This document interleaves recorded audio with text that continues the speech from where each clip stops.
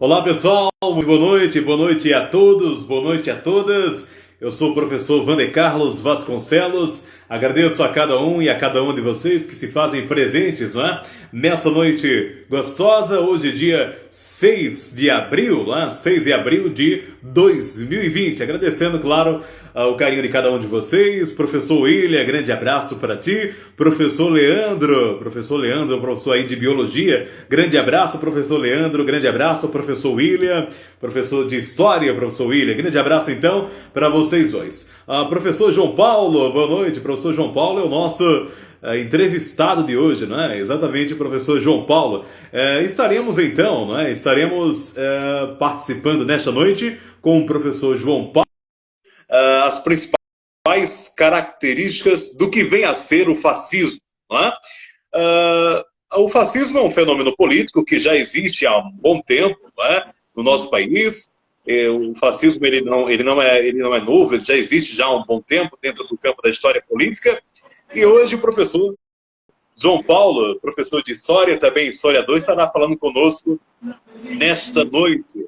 O professor João Paulo ele é historiador, formado pela Faculdade de Filosofia, Ciências e Letras de Caruaru. Né? Tive aí a honra de ser colega de turma do professor João Paulo, hoje colega de trabalho do professor João Paulo, né? Somos professores. O professor João Paulo também é historiador, pesquisa no campo da história política e está nos dando hoje a honra de participar junto conosco. Professor João Paulo, boa noite.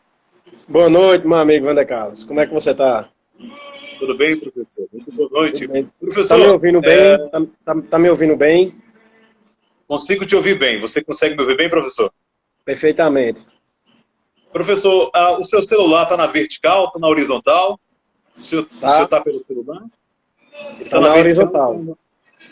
Na horizontal? A gente consegue te ver aqui com a câmera virada. Eu acho que seria... Assim, tá bom? Tá melhor agora? Ótimo. Bom, minha gente, então boa noite para vocês que entraram agora. Estaremos a noite de hoje falando sobre o que vem a ser o fascismo, como o fascismo se configura no dia a dia das pessoas. É um tema recorrente que está aí pautado, né, pela mídia, pelas redes sociais, e o professor João Paulo já vem pesquisando há um bom tempo sobre o que é fascismo e vai participar nessa noite conosco. Professor Raoni, boa noite, professor Raoni, também entrou aí online. Professor Raoni, boa noite para o senhor. Seja bem-vindo, professor. Professor João Paulo, então vamos iniciar nossa entrevista, não é? A primeira pergunta, professor, seria o seguinte, ó. De que maneira, não é, como você vê, como você define conceitualmente o fascismo? Na sua opinião, o que viria a ser o fascismo? O que é o fascismo? Vê, Wander Carlos, boa noite para todo mundo que está nos assistindo. Queria mandar um beijo para Kathleen, minha gata, que está me assistindo aí. Queria dizer que eu estava com saudade de tu, Wander. Estou com muita saudade das nossas conversas, do nosso dia a dia. E é muito bom estar aqui fazendo essa live. Você sabe da importância que tem esse momento para mim. Prazer e aí, nosso. Respondendo a tua pergunta, falar de fascismo é um terreno muito arenoso. Ele tem que ter muito cuidado ao falar sobre o fascismo. Porque geralmente, como diz Orwell, né?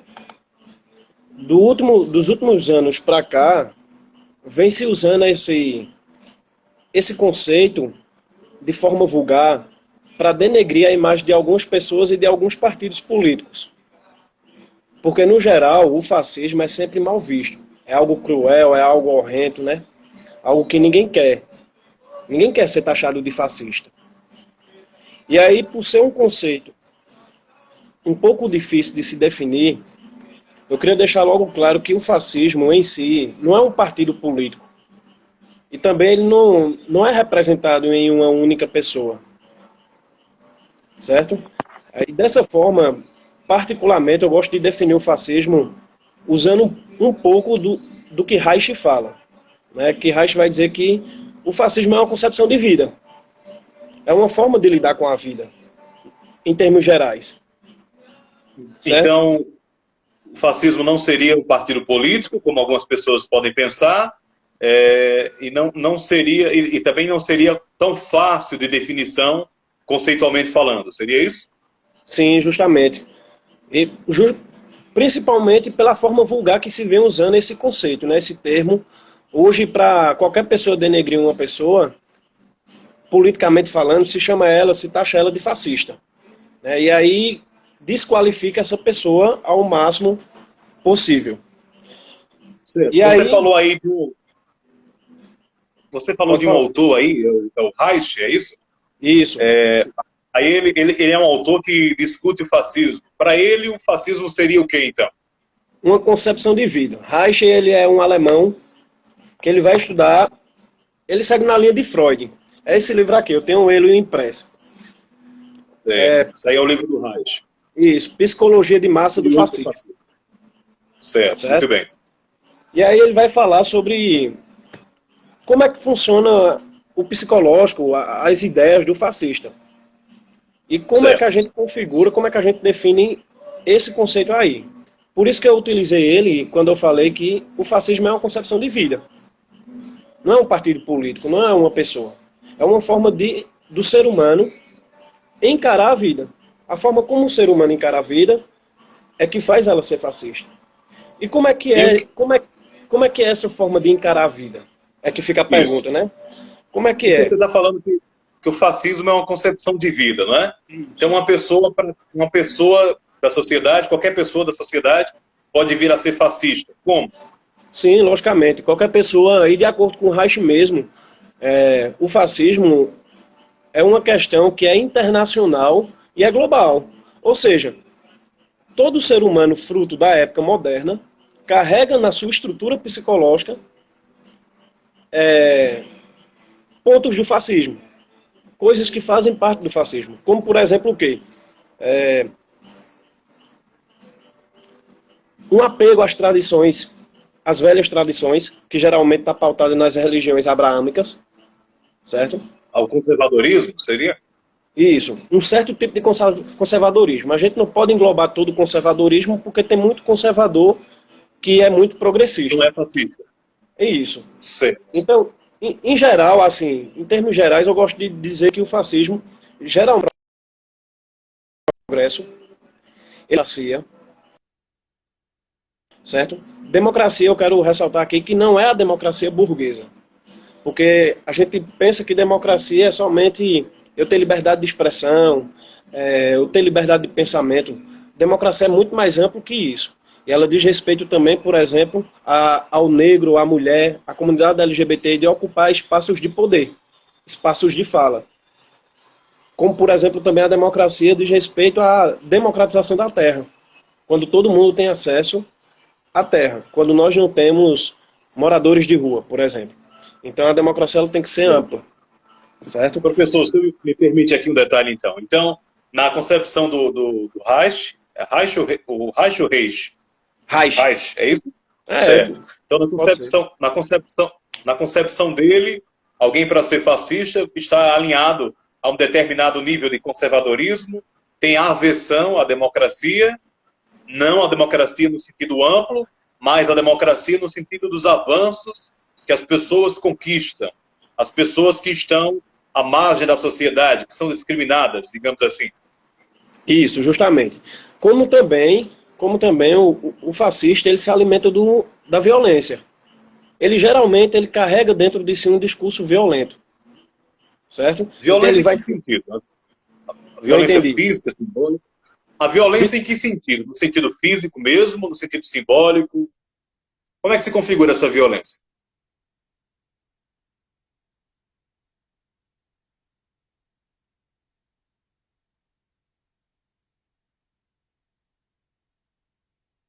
Estão me ouvindo? Tá pegando, então, voltamos. Você consegue me ouvir, professor? O professor João Paulo estava falando que o fascismo, o discurso fascista, também está fundamentado na violência. Ele estava discutindo isso. Foi isso, professor? Consegue me ouvir Isso. agora? Então, Então, e a vamos lá. violência ela é ampla. Ela não tem um jeito específico, ela é ampla. Então ele utiliza o discurso violento, né? Ele não consegue ver a paz. Ele quer conseguir a paz através da guerra, certo? Então, o fascista, ou a ideia fascista, ela é antipacifista. Ela não é... Só quero destacar um ponto aqui nessa questão. Porque tem pessoas que acreditam que o movimento revolucionário, como por exemplo o movimento de 1917 da União Soviética, é um movimento antipacifista. E não é. Todo movimento revolucionário, ele é um movimento pacifista. Certo? Certo. Por quê? Porque ele é pacifista. Porque ele quer conseguir o poder para poder ampliar o sentido de democracia. Ele quer colocar o poder nas mãos dos trabalhadores para poder ampliar esse sentido de democracia do século XVIII em diante. Certo? Ok. Além do Reich, existe outro autor, outro teórico que trabalha na concepção do fascismo também? Além do Reich, existe outro autor que trabalha também na concepção do fascismo? Sim, veja que interessante. Quando eu venho para as leituras, tem diversos teóricos. Tem o Condé, tem o Bobbio, tem diversos teóricos que falam a respeito do fascismo. Para essa live aqui, eu elegi 3 teóricos que para mim é muito pertinente. Eu já mostrei um, que é o Reich, queria mostrar o outro, que é o Orwell. O que é fascismo? O que é fascismo e outros ensaios, certo? Esse aí é o mesmo escritor da Revolução dos Bichos, não é? Justamente. É o mesmo? Isso. Ok. E o próprio Mussolini, num livro chamado Fascismo. Certo. Então, vamos para o George Orwell primeiro, né? O George Orwell, esse que você mostrou anteriormente, esse aí, ele diz, para ele, o que é que vem a ser fascismo, para o George Orwell? O Orwell é muito bom porque, como eu já tinha falado anteriormente, né, ele vai começar a falar que o termo foi muito vulgarizado. E por esse conceito ser vulgarizado, as pessoas sempre utilizam ele para atacar um oponente político, como eu havia falado anteriormente. O que eu gostei da leitura de Orwell, e que ele está sempre dialogando com Reich, não de forma direta, mas quando você faz a leitura dos dois, você percebe que tem uma certa complementariedade, a complemento. Se aproxima. Demais, se aproxima demais. Até o próprio Mussolini, quando ele está falando aqui sobre o fascismo, a gente percebe muita proximidade entre os outros 2 autores. E aí Orwell vai definir o fascismo. Pelas leituras aqui, eu defini que Orwell faz 4 pontos fundamentais para se identificar o fascismo. Primeiro, que é avesso à mudança. Todo fascista ele vai ser avesso à mudança. Por que ele vai ser avesso à mudança? Porque o fascista ele tem uma concepção mística da vida. Como eu acabei de falar anteriormente, que está pautado geralmente nas religiões abraâmicas, né? Então ele tem uma concepção mística da vida. O próprio Mussolini, no texto, diz que a vida do fascista é pautada na mística, na fé, na defesa da pátria. Certo? Então aí tem dois pontos que coadunam entre os autores, né? O Reich, ele vai dizer que o fascismo, o fascista é avesso às mudanças. O George Orwell vai dizer que o fascista é avesso às mudanças, enquanto o Reich vai dizer que o fascista dialoga bastante com o conservadorismo. Há um ponto em comum nesse sentido. É isso? Sim, sim. Certo. Abraço para o professor Edson. Professor Edson e Daiane estão nos assistindo também. Ok, professor.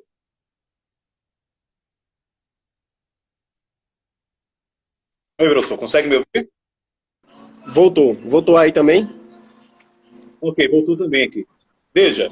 Você estava falando do George Orwell. Ele trabalha o conceito de mudança, que o fascista é avesso às mudanças. O que mais além disso? Veja, novamente eu vou ressaltar, a gente não pode dizer que todo conservador ele é fascista. Não é bem assim, certo? Porque é uma estrutura que faz o fascismo, não é um ponto solto. Entendeu? É necessário ter vários pontos em comum. Isso, tem que ter um conjunto de fatores para que surja a pessoa ou o partido fascista, certo? E aí um dos pontos que eu falei foi o avesso à mudança. Similar a Certo. isso é a rigidez de pensamento. Todo fascista, por ele ser avesso à mudança, ele vai ter um pensamento rígido. Ele não vai aceitar a ideia de, por exemplo, a mulher ocupar um espaço que somente o homem deveria ocupar. Entende? Ele não vai ser adepto e aceito da ideia de que o negro, que outra hora era escravo, ocupa o mesmo espaço do homem branco. Para ele, isso é um absurdo. Por isso que ele diz o quê? Vamos voltar para a velha tradição. Vamos voltar para aquele passado místico, que era tudo belo, tudo bom. Tudo belo, nós sabemos aqui, historiadores, e quem lê um pouco de história sabe muito bem que aquilo que é belo é quando o negro era escravo, quando a mulher estava debaixo dos pés do homem. E aí a gente percebe isso aí. O terceiro ponto que eu queria ressaltar de Orwell é que o fascista, para Orwell, logicamente, não terá uma boa visão da democracia. Né? Se a pessoa é avesso à mudança, tem um pensamento rígido, logicamente que ela não vai ser adepta à democracia no sentido mais amplo da palavra. Né? No sentido de dar voz, de dar poder aos povos minoritários, a dar terra. Ok. O professor, e aí você falou do Mussolini, né? Mussolini que foi ditador da Itália, né, durante os anos de 1922 e 1943, né, 43, quando ele foi pego, né, por uma organização comunista e foi assassinado, né, depois que saiu do poder. O Mussolini é o exemplo mais citado do fascismo no mundo, né? Mas esse livro aí do Mussolini, o próprio Mussolini, como é que ele define o fascismo? Então, vê, tem um discurso que ele faz em 1924, no Conselho do Partido, que ele vai dizer o seguinte, veja. A vida do fascista é séria, é austera e é religiosa. Todas as suas manifestações se assentam sobre um mundo sustentado pelas forças morais e sujeito às responsabilidades espirituais. Veja como está de acordo com o que Reich e com o que Orwell disse. O princípio da religiosidade extrema e o princípio de manter uma determinada ordem social, sendo que essa ordem social geralmente se baseia na hierarquia, não é? Entre grupos. Então, essa ordem social... Não consegui te ouvir, travou.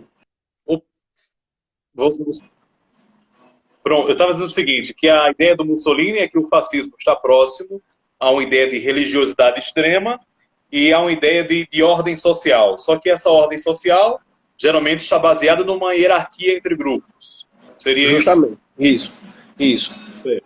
E aí, um outro ponto que eu queria destacar também, que dialoga com os pontos anteriores, é que todo fascista ele tem um ódio à ciência. Ele é contra a ciência. Por quê? Porque a ciência desacraliza o mundo religioso dele. A ciência vai lá e diz, olha, isso daqui que tu está dizendo, que é providência divina, não é não. Veja, tem uma causa histórica. Tem uma raiz no mundo material. Por isso, e eu quero deixar bem claro aqui, que por isso que não há compatibilidade em dizer que há movimentos de esquerda fascista. Porque a vida do militante de esquerda é uma vida pautada no materialismo, na matéria. O militante de esquerda ele não joga tudo para a responsabilidade divina, para a responsabilidade espiritual. Ele diz que é tudo responsabilidade do ser humano. Então, dizer, por exemplo, que o regime da União Soviética de Stalin foi um movimento fascista é um erro. É um erro. Mas aí nós podemos dizer que a União Soviética de Stalin era autoritária, o que é diferente de fascista. Entendeu? Quer dizer, não ser o fato da União Soviética não se enquadrar nos padrões do fascismo não quer dizer que tenha sido um país que tenha fomentado a liberdade humana, mas também tenha coadunado com o autoritarismo. Mas esse autoritarismo não é um autoritarismo fascista. Seria essa a ideia que eu estou colocando aí? É isso? Justamente. Isso daí vai remeter ao debate de, por exemplo, que a liberdade é utopia, né? Isso remete a esse debate, que a liberdade ela nunca será 100%. Tanto nas democracias burguesas quanto nos países socialistas. Há limitações para todo mundo, em ambos os campos. Né? E aí, por que os movimentos de esquerda eles não são fascistas? Porque todos os pontos que Orwell, que Reich, que o próprio Mussolini fala, vai na contramão do que a esquerda prega. Por exemplo, quando o fascista diz que tem um ódio à ciência, a esquerda financia a ciência. A esquerda ela quer desacralizar o mundo. Então, como é que eu posso dizer que um militante de esquerda ou um líder de esquerda ele é fascista? Se ele não é averso à mudança, ao contrário, ele impulsiona a mudança. Ele faz com que aconteça a mudança, ele quer a mudança. Quer ver um exemplo disso? A gente pega a propaganda da União Soviética e a gente vai ver que a mulher tinha muito mais voz do que nos Estados Unidos, no período da Segunda Guerra Mundial. Anos 40? Isso. Até nos anos de 17. Nos anos de 1917. Acho que por volta de 1920 já havia propaganda dizendo, por exemplo, convidando as mulheres a pegar um rifle para lutar pela liberdade. Enquanto nos Estados Unidos a propaganda era todo mundo precisa de uma mulher em casa. E a mulher é subjugada ao homem. Mas os movimentos feministas da Primeira Guerra Mundial e Segunda Guerra Mundial, que ganharam muita força, não é, com os homens na guerra, e as mulheres aí passaram a ser provedoras do seu lar e tudo mais, isso aí não contribuiu muito também para as mulheres terem mais voz, não? Na União Soviética, ou não foi o caso? Veja, na União Soviética é um caso à parte, né? É um caso à parte, porque a União Soviética só aconteceu o que aconteceu porque todos os trabalhadores estavam unidos. A gente sabe que foi uma luta de movimento social. Foi uma luta de todos os trabalhadores. Não foi uma luta de um partido político. Então, quando o Lenin chega ao poder, não é só o Lenin que chega. É a mulher, é o trabalhador negro, é o camponês. Então, é todo mundo que chega ao poder, não é somente Lenin.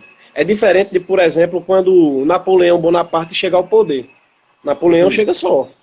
Ele não chega com a massa popular. Diferente de Fidel Castro. Fidel Castro chega ao poder com quem? Quem é que está lá com Fidel? Todo o povo cubano. Ô, professor João Paulo, já que você está falando aí dessa questão de alguns movimentos históricos, eu acho que seria interessante a gente trazer para aprendermos com os exemplos históricos, né? com os acontecimentos históricos em si. Então, na história contemporânea, né? Quais foram aí os maiores líderes fascistas ou movimentos fascistas? Veja, travou aqui, eu não consegui ouvir sua pergunta toda. Eu fiz a pergunta número 3. Ó. Na história contemporânea, quais foram os maiores líderes fascistas ou movimentos fascistas? Quando a gente olha para a história. Olhando para a história, quais foram os líderes fascistas de maior expressão e os movimentos fascistas de maior expressão? Veja, desde o surgimento do fascismo, a gente pode elencar o próprio Mussolini na Itália, o Japão... Mussolini, Benito Mussolini. Isso, justo. O Japão, a Alemanha, certo? A ditadura militar do Brasil, a ditadura de Pinochet no Chile. Enfim. Certo. Para mim, porque não tem como eu dizer somente um ou dois. Você, como professor de história, também você sabe que há muitos. Eu gosto muito de usar uma frase, que agora eu estou um pouco esquecido de quem é o autor, que a cadela do fascismo, ela está sempre no cio. Né? E outra coisa que eu acho muito importante destacar aqui é que eu sempre, até agora, até onde eu estudei, eu percebo que há uma, como é que eu posso dizer, uma união muito forte entre o capitalismo e o fascismo. Certo? O fascismo, quem alimenta o fascismo é o capitalismo. Então, a gente pode perceber que toda vez que existe uma crise no capital, o fascismo aparece para defender, para fazê-lo permanecer no mundo. certo? Foi o, foi o Pode caso, perguntar. por exemplo, de quando. Consegue me ouvir? Sim, Foi o caso, por exemplo, de quando nós tivemos a Primeira Guerra Mundial, né? Que finalizou em 1918. Aí a Primeira Guerra Mundial deixa a Itália numa condição deplorável economicamente. Depois tivemos a crise de 29.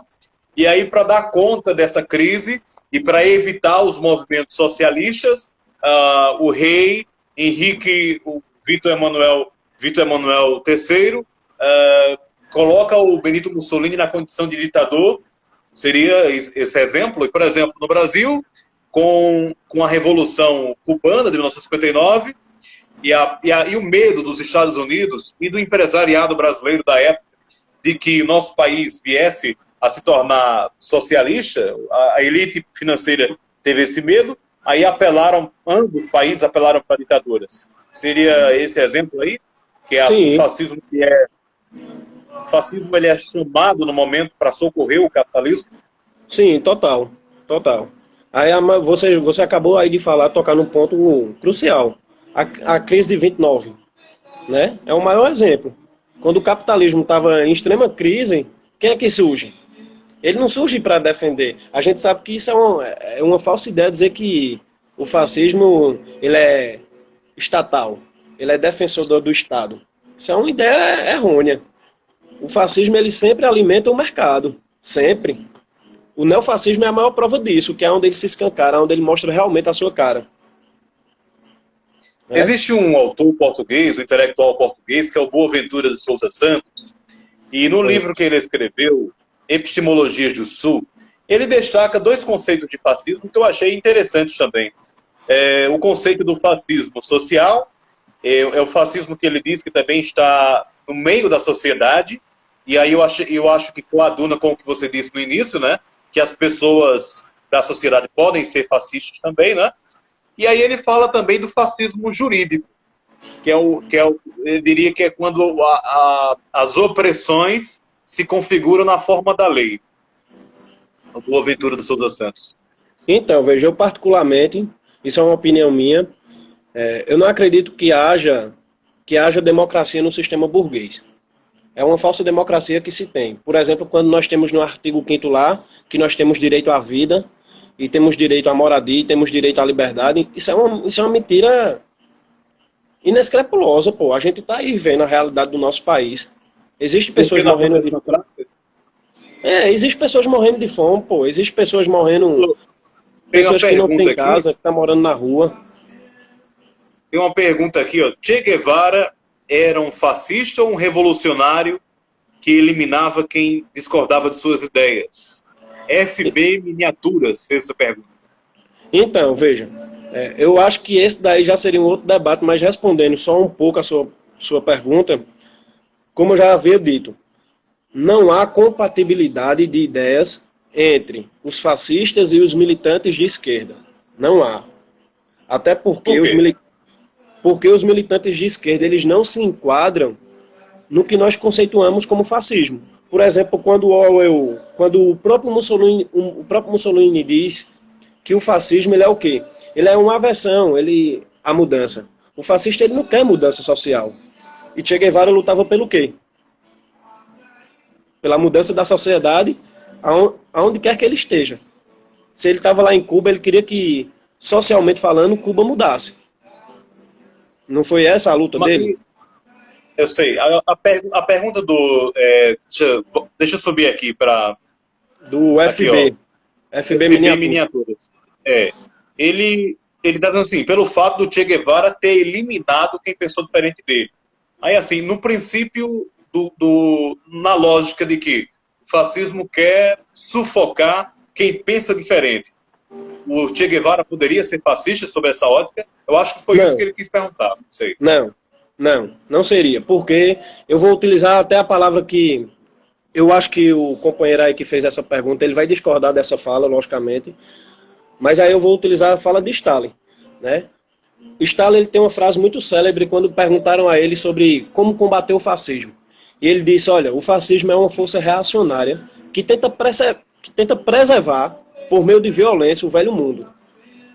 O que farão os senhores, e isso ele estava falando com os trabalhadores da União Soviética, o que farão os senhores com os fascistas? Irão discutir com eles? Irão tratar de convencê-los? Não, isso não teria absolutamente nenhum efeito. E a gente sabe muito bem disso, que a história está aí para provar. Quando, por exemplo, o Hitler saiu invadindo diversos países na Europa, onde tinha muita pessoa querendo somente dialogar e entrar em acordos em diplomacia. E aí, continuando com a fala de Stalin. Isso não teria absolutamente nenhum efeito tentar convencer um fascista. Os comunistas não idealizam, em absoluto, os métodos violentos. Não querem, porém, ser apanhados de surpresa. E por isso, os comunistas dizem à classe operária: preparem-se para responder com violência à violência. Então, se o fascista, como eu disse, né, eu dei o exemplo de Mussolini quando ele disse que o fascista ele é antipacifista. Quem é antipacifista é o fascista. E aqui Mussolini é que está dizendo. É Mussolini que está dizendo. Então, aí eu fico me perguntando, como é que eu vou dialogar com um fascista? Como é que eu vou procurar a paz com um fascista se ele quer me eliminar? Se ele quer me destruir, ele não quer dialogar. Professor, antes de passar aqui adiante, deixa eu só mandar um abraço aqui para as pessoas que estão na live. Tem a Emanuele, tudo bem, Emanuele? Seja bem-vinda. O Alens, boa noite. Fábio Gustavo, boa noite para você, Fábio. Boa noite, Lucas. Eu acho que ele é seu aluno. Ele colocou aqui: ô professor, eu fico quieto nas suas aulas. Manda um salve. Salve aí.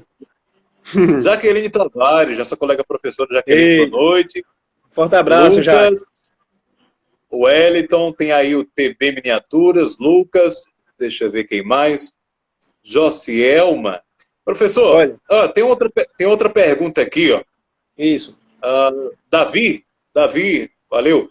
A outra pergunta é o seguinte, professor. João, todo extremo não é uma ameaça à vocação ontológica do ser humano ser livre? É pergunta aí do Campelo. De Iago. Forte abraço, Iago. Saudade de você, viu? E dos nossos diálogos aí na faculdade e em outros espaços que a gente se encontra. Veja, Iago, é um pouco complexa aí essa pergunta, porque vou lhe responder fazendo uma pergunta. Veja bem, se você está dentro da sua casa, certo? E aí tem uma pessoa que ameaça a paz da sua casa. E não há diálogo com essa pessoa, ela não quer dialogar com você. Ela está pronta para entrar na sua casa e eliminar você e todo mundo que estiver dentro para dominar a sua casa. Como é que você vai agir diante disso? E eu concordo com você quando você diz que todo extremo é uma ameaça para o humano ser livre. De fato. Mas eu responder com violência, quem quer me eliminar não é um extremo, Iago. Não é ser extremo. Isso é defesa. Isso é autodefesa. Eu não vou estar dialogando com quem quer me matar. Entendeu? Já pensou se ali na batalha, quando a Alemanha tentou invadir a União Soviética, Stalin olhasse e dissesse: não, vamos só dialogar, Hitler, vamos sentar aqui na mesa. Tu acha, como historiador, o que é que aconteceria com a União Soviética nesse momento? Tu acha que a União Soviética... O Stalin buscou um diálogo com Hitler, né, antes do pacto de não agressão, né, o pacto germânico-soviético, né? A paz por 10 anos. Isso. E aí o Hitler descumpriu o pacto e o Stalin foi para cima, né? Quer dizer, defendeu o território, de certa forma, né? E aí a pergunta é essa, a pergunta que fica é essa. Você enquanto dono da sua casa, você vai deixar uma pessoa entrar e matar você, matar... Porque a gente sabe o que é que os fascistas faziam. Eles entravam no território, estupravam as mulheres, destruíam as artes e saiam matando todo mundo. Na sua visão, então, é o seguinte, você avalia o seguinte, que uma coisa é quem promove a violência e outra coisa é quem se defende da violência que foi promovida. Isso, logicamente. Logicamente. A gente não vê, por exemplo, comunista por aí ameaçando a paz de ninguém. A gente não tem na história, por exemplo, ações de comunistas como o Hitler fez. Ao contrário. Olha aí o exemplo da pequena Cuba. Cuba, qual foi o país que Cuba invadiu? Nenhum, pô. Olha a situação de Cuba, como é que ela é. Tá entendendo? Professor, duas pessoas, o professor Leandro, biólogo, e o jornalista Marcel Felipe, da cidade de Cupira, aqui de Cupira, eles perguntaram, e eu acho que as perguntas dos dois se enquadram nesta última pergunta que eu tenho ali fazer. Olá, Andresa, seja bem-vinda. A pergunta é a seguinte: quais líderes políticos de maior expressividade no Brasil podem ser considerados fascistas ou possuem características fascistas? Boa noite para minha irmã aí, Andresa é minha irmã. Um beijo para ela. Ó, vê bem. Eu espero ter respondido, Viciado. A gente já conversou várias vezes a respeito disso aí. E eu acho muito difícil definir apenas um líder político aqui no Brasil como fascista. Então eu fico muito abismado quando a gente joga tudo na ideia de Bolsonaro é fascista, como se todos os outros políticos não fossem, pô.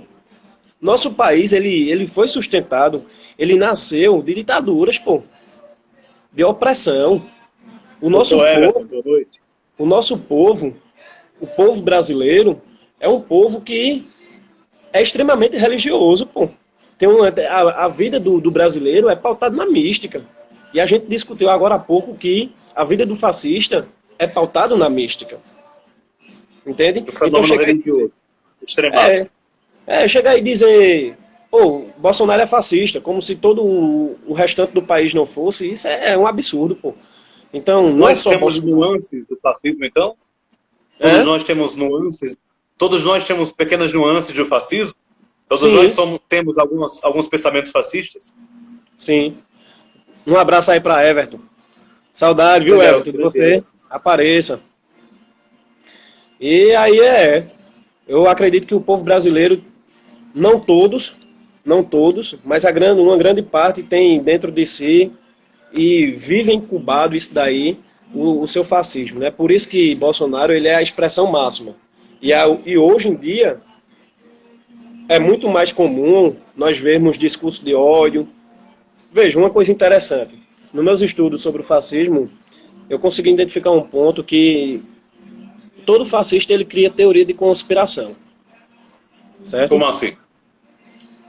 Como ele é avesso à ciência, como ele odeia a ciência, porque a ciência deslegitima esse mundo místico, desacraliza, né? Como ele faz isso, ele vai criar teorias de conspiração, pô. Dizer que, por exemplo, os médicos cubanos eram guerrilheiros que queriam tomar o nosso país. Qual é o fundamento de falar isso, pô? Qual é o fundamento que Bolsonaro encontra para falar isso contra os médicos cubanos? Se não é uma teoria de conspiração. Tem um elogio aqui, Davi. Boa noite, professor. É um grande historiador, João Paulo, saudade de tu. E também tem a fala do FB Miniaturas. Então, o atual líder da nação é um fascista? Veja, Bolsonaro ele é um fascista porque ele se encaixa em todos os pontos da definição de fascismo. Em todos os pontos. Ele tem um discurso de ódio extremo. Ele tem um discurso de ódio. Ele promove violência. Ele polariza o nosso país. Ele tem uma visão de vida, uma vida pautada na mística, na religião, certo? Ele constantemente está fazendo ataque à ciência e à educação. A gente vê isso constantemente. Constantemente ele está criando teorias de conspiração. Então, Bolsonaro ele se encaixa em todos os princípios do fascismo. Mas o Lula não pode ser um fascista também? Novamente, ou seria fascista? Pode ter um ponto ou outro. Pode ter um ponto ou outro, porque todo mundo tem um ponto ou outro. Porque todo mundo tem um ponto ou outro, veja. Como eu disse no início, não há compatibilidade de militante de esquerda com o fascismo. Não há. Porque o militante de esquerda, ele é adepto à ciência, ele defende a ciência, certo? A vida dele não é mística, é material. Então ele quer soluções para o mundo. O militante de esquerda, ele não quer dizer que Deus vai salvar o mundo. Ele quer promover a salvação do mundo. Ele quer lutar por uma educação de qualidade, ele quer uma saúde de qualidade, ele quer segurança de qualidade. Certo? Então não há compatibilidade de militante de esquerda ser fascista. Não há. Porque todos os princípios que faz um fascismo é o que o marxismo, é o que o militante de esquerda vai contra, pô. A própria ideia de Mussolini, quando nós lemos esse livro aqui, Wander Carlos, o próprio Mussolini faz diversas críticas ao marxismo. Hitler também, constantemente. Então não há compatibilidade. O que não quer dizer que... Eu acho que cortou um pouco aí. A diferença. O professor João Paulo está certo. Agora veja só. No dia 7 de abril de 2018, né, no Sindicato dos Metalúrgicos, lá no ABC, lá em São Paulo, o Lula, no dia que foi preso, ele organizou ali uma missa, né, e tal, reuniu ali milhares de pessoas, e aí depois se entregou, né? Essa atitude de fazer uso do fenômeno religioso e tal, poderia ser considerado um ato fascista? Na sua visão? Conseguiu me ouvir, professor? A sua pergunta travou, mas eu acho que eu compreendo o que você quis dizer. Você quis perguntar, me corrija se eu estiver errado, que se a atitude de Lula se entregar, se configuraria uma atitude fascista. É isso? Não. Eu perguntei o seguinte, tá conseguindo me ouvir com clareza? Tá cortando muito aí? Não, agora não. Tá de boa. Você consegue me ouvir? Sim. Sim, a pergunta foi o seguinte, no dia que Lula foi preso, no dia 7 de abril de 2018, ele fez ali um culto católico, não é? Reuniu padres e etc. Aí eu pergunto o seguinte, consegue me ouvir, professor? Perfeitamente. Aí assim, o fato dele ter reunido líderes católicos, ter feito ali uma missa, feito a união de elementos religiosos e políticos, se isso poderia se considerar um ato fascista ou não? Não. Por ele fazer uso do elemento religioso junto com a política, ou não? Ou poderia? Não. Porque, veja, como eu já falei anteriormente, o fascismo não é um ponto solto, ele é uma estrutura. Então ele tem que estar estruturado para ser fascista, certo? Não é porque, por exemplo, que eu sou cristão que eu sou fascista. Não é porque eu sou conservador que eu sou fascista. Não é bem assim. Eu preciso ter uma estrutura completa de fascismo para dizer que eu sou fascista. Como é o caso de Bolsonaro. Bolsonaro é fascista não é por conta de um ponto solto. É porque Bolsonaro ele representa a figura do fascismo. Ele está estruturado. Ele usa todos os elementos do fascismo. O Lula não. O Lula é diferente. O Lula é político. Ele é um estadista. Então ele sabe articular para angariar voto, para angariar apoio. Veja, o fato que você citou aí, sabe que é um fato importante? Um fascista, por ele ser antipacifista, ele teria chamado o povo para a revolução. E Lula tinha poder e tem voz para chamar o povo para a revolução. Mas qual foi o momento que Lula fez isso? Nenhum. É uma prova que os comunistas eles não são violentos. Os comunistas eles lutam contra a violência. E se for necessário usar a violência para isso, a gente vai usar. Como aconteceu com o Stalin, como aconteceu com o Fidel Castro e com tantos outros líderes de esquerda do mundo. Tem uma pergunta aí. Vamos ver essa pergunta aí. Eu acho que é sobre o que já foi dito. Então o ex-presidente... ele perguntou o que a gente já respondeu. Então o ex-presidente tem um ponto ou outro, mas mesmo com o ex-presidente convocando o povo para ir à rua, eu acho que não ficou claro para algumas pessoas, talvez, quais são os principais elementos que podem caracterizar alguém como fascista ou não. Porque, não sei, eu acho que pelo que você está colocando aí, o fascismo, grande professor Leandro, boa noite. Um abraço para o professor Gilvano. Gilvano Vasconcelos. Eu acho que a pergunta do nosso colega, FB Miniaturas, é o seguinte. Ele está dizendo o seguinte. Quer dizer, então, que o presidente atual tem todas as características, mas o ex-presidente só tem um ou outro, mesmo ele tendo convocado o povo para ir às ruas. A pergunta dele é essa. Eu, particularmente, não vi essa convocatória de Lula de chamar o povo para a rua.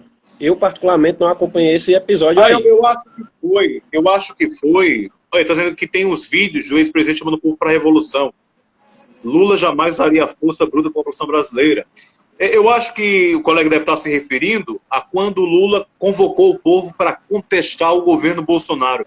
O povo para manifestar contra Bolsonaro. Eu acho que deve ter sido isso. Talvez ele esteja se referindo a isso. Não sei se essa é a análise. Mas aí o ato de um povo se reunir contra um ex-presidente, porque o povo também se reuniu contra a ex-presidente Dilma, não é? Justo. 2015, 2016, né? Sim. Ok. Professor, então, o senhor tem considerações finais acerca do que é que você falou aí sobre o fascismo no Brasil? Teria aí recomendação de leitura para as pessoas? Fique à vontade, então, aí para a gente finalizar nossa live. Carol, boa noite. Felipe, grande Felipe, boa noite para você também. Para finalizar aqui, eu queria novamente falar os principais pontos que faz um fascista. Porque tem pessoas que entraram depois e podem não ter pego essa definição aí. E aí, eu queria pontuar que o fascismo não é um ponto, não é uma coisa. É uma estrutura psicológica, certo? Como é que está alicerçada essa estrutura? Uma pessoa que é fascista, ela tem uma visão de vida, a concepção de vida que ela tem é mística, é religiosa, ela é avesso à mudança, ela desacredita da ciência, certo? Ela não tem simpatia com a democracia e com os povos minoritários, certo? Por exemplo, o discurso de meritocracia é um discurso fascista, mas não é... Por quê? Porque é um discurso que não concebe o mundo na sua realidade. Concebe o mundo a partir de uma mística, onde todo mundo sai do mesmo ponto. E ninguém sai do mesmo ponto de partida. A gente sabe muito bem que há diferenças sociais. Há muita diferença. Né? Por exemplo, quem vem de escola pública tem muito mais difícil de ingressar na universidade pública do que quem vem de escola privada, particular. Há uma disparidade de oportunidade nas classes sociais, é isso? Isso. E aí, vejam, as dicas de leitura que eu daria... Ótimo. Gosto muito do Condé. Do Condé, ele é muito bom também. Mas aí, eu indicaria o próprio Mussolini falando, fascismo, certo? O próprio Mussolini. É uma leitura interessante porque é o que o próprio autor escreveu, né? Isso. É sobre uma das maiores cabeças do fascismo, que é o Benito Mussolini, né? Isso. E aí, entendeu o próprio autor, certo? Orwell, o que é fascismo e outros ensaios. E, sobretudo, além de Mussolini, esse daqui é essencial. De Reich, A Psicologia de Massas do Fascismo. Isso é um livro essencial. Tem na internet esse aí, para o pessoal encontrar também? Tem disponível na internet em PDF. Por que esse livro aqui é essencial? Você faz uma leitura primeiro desse e depois faz esse. E aí você vai entender muito melhor isso daqui. Porque ele vai dizer, vai mostrar ponto a ponto como funciona psicologicamente a cabeça de um fascista. Por exemplo, veja, geralmente um fascista, um grande líder fascista, ele não vem da classe alta, ele vem da classe média. Segundo Reich, por que isso acontece? Porque o cara de classe média, ele não é nem baixo nem alto, ele está no meio. E aí ele deseja ser aquele cara do alto. Então ele tem uma concepção de vida de Zé Ninguém. Então ele se pauta muito nessa ideia aí. Aí ele quer ser aquele homem grandioso, um homem muito foda e tal. Só que não consegue por conta da realidade de vida, e aí o que é que causa dentro dele? Revolta. O fascismo ele nunca será revolucionário. Ele será revoltado. E também o fato da pessoa de classe média que tornou-se fascista ter também, como eu poderia dizer, ele compreende os movimentos sociais. Ele está mais próximo da pobreza, está mais próximo dos pensamentos sociais, e aí ele consegue assimilar esse discurso, faz uso desse discurso e transforma esse discurso numa luta política, do ponto de vista da luta fascista, não é?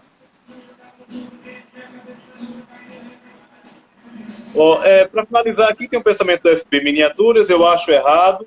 A política está dividida a população entre esquerda e direita.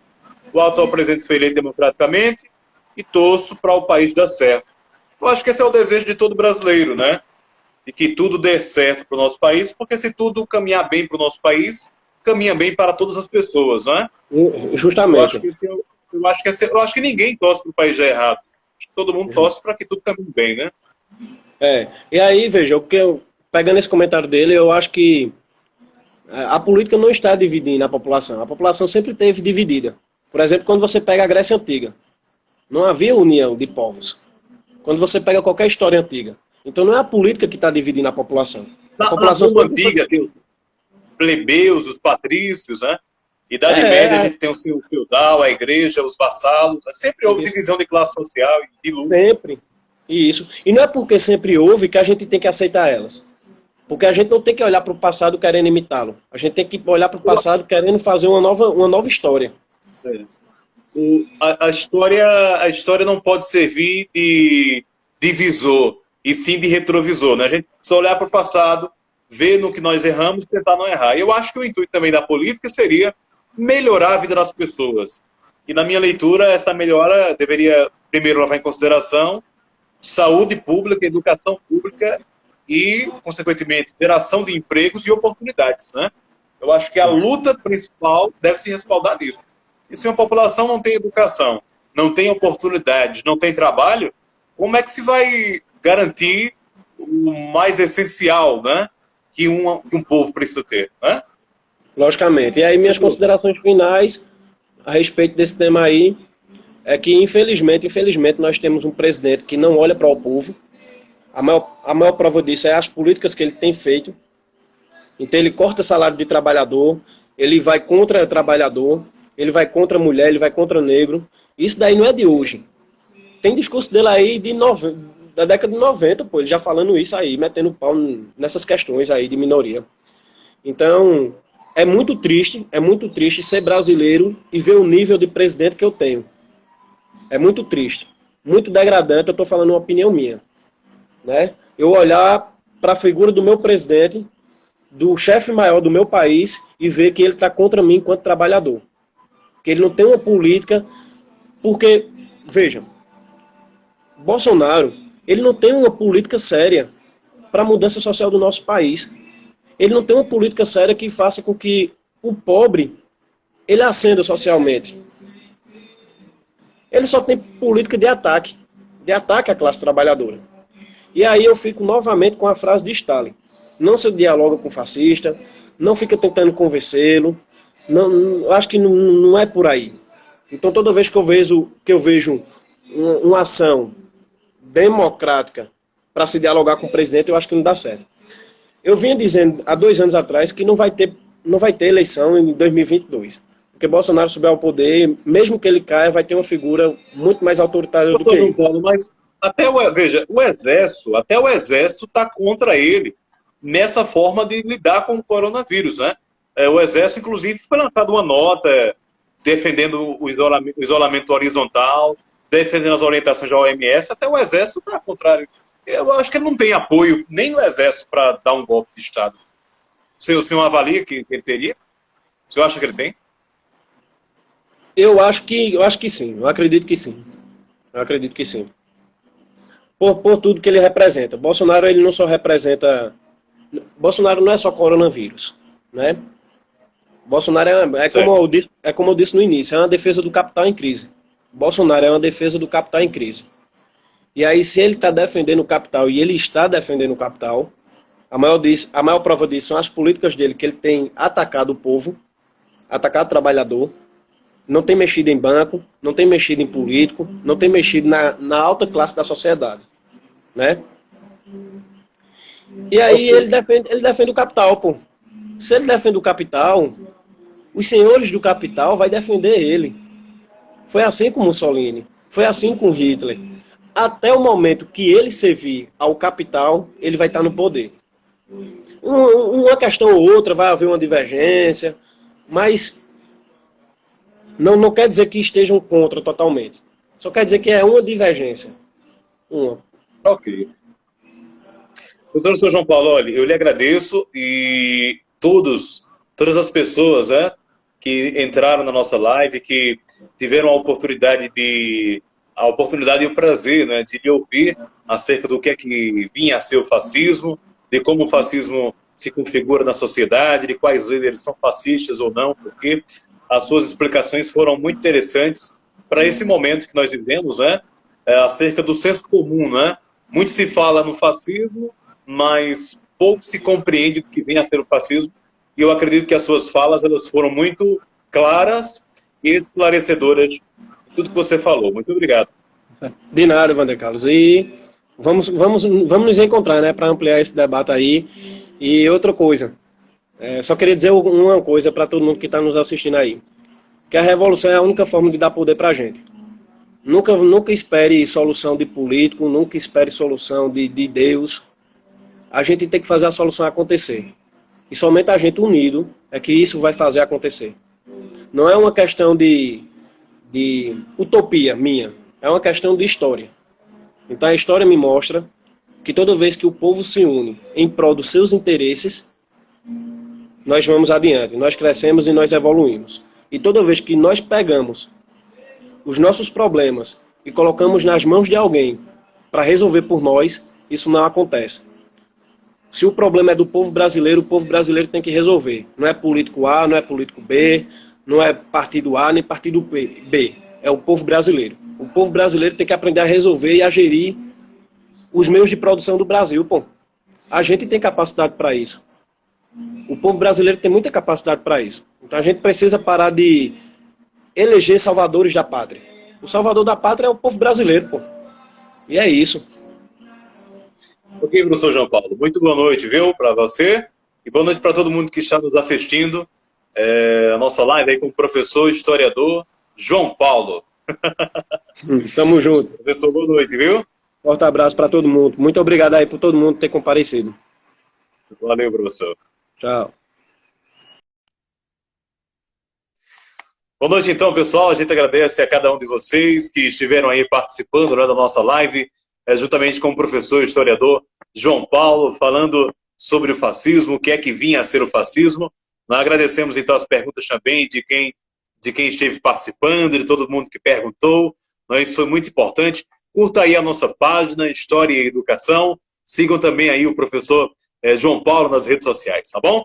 Um grande abraço, então, a todos. E assim que nós estivemos já discutindo uma outra temática também importante para o nosso país, também importante em termos de educação e história, nós estaremos anunciando aqui, tá bom? Então, boa noite para todo mundo e um grande abraço.